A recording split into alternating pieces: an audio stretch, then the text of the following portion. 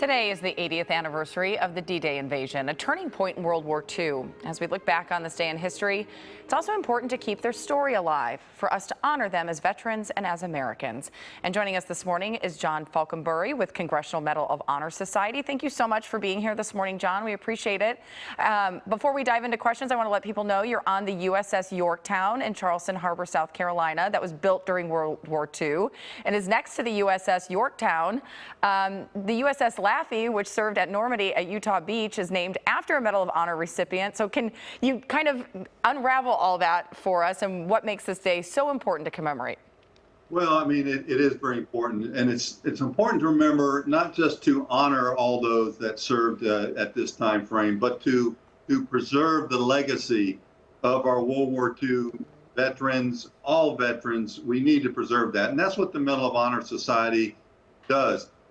We lost our last World War II recipient 2 years ago, Woody Williams, a great Marine at Iwo Jima. But before he left, we were able to capture his message to America's youth. And that's part of what became the genesis for our character development program, which is there for teachers across the nation, but honoring all those that have given their ultimate to this nation is critically important, especially today, when in 5 years we may not have any of the D-Day veterans available, so we have to preserve their legacy. Well, it is so important. You know, you look at some of the statistics that just a couple of years ago, young people didn't recognize the Holocaust, that they forget some of these historical moments in time. Can you tell us about this character development program you run and how these lessons in valor do help keep the legacy and honor of veterans alive? What specifically you guys do as an organization?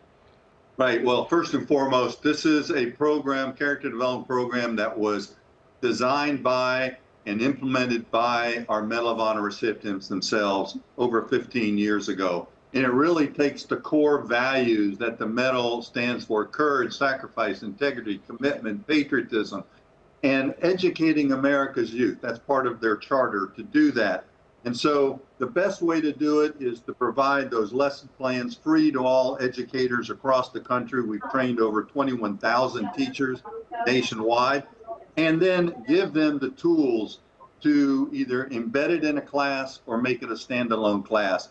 And then the videos are the recipients themselves, many of them World War II recipients that are no longer with us, who can still impart why it's important for individuals to have character and honor and integrity. I just feel so grateful someone had the foresight to think about getting these stories recorded for people, because sometimes, you know, we just kind of keep honoring and going through the years, and then these stories are forgotten. So can you talk about the impact that these stories really have on both the students and the teachers in the classroom?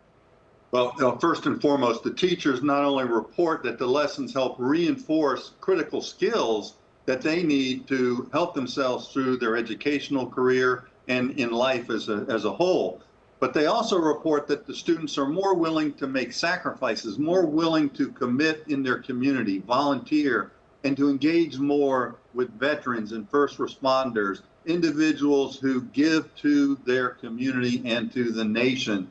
And that's one of the reasons why our recipients say, hey, look, you don't have to wear a medal to do something heroic or service to your country. And they recognize average citizens every year with the Citizens Honors Program. And so that's why the teachers really look at this as, hey, it's pure in its nature. It's the Medal of Honor recipients. Who better to talk about the values associated with the term honor? Well, I know there are a lot of teachers watching who may not have heard about this program yet, so hopefully they take that on board. We'll have information on our website as well. John, thank you so much for being with us. We really appreciate it. My pleasure. Go to cmohs.org for more information.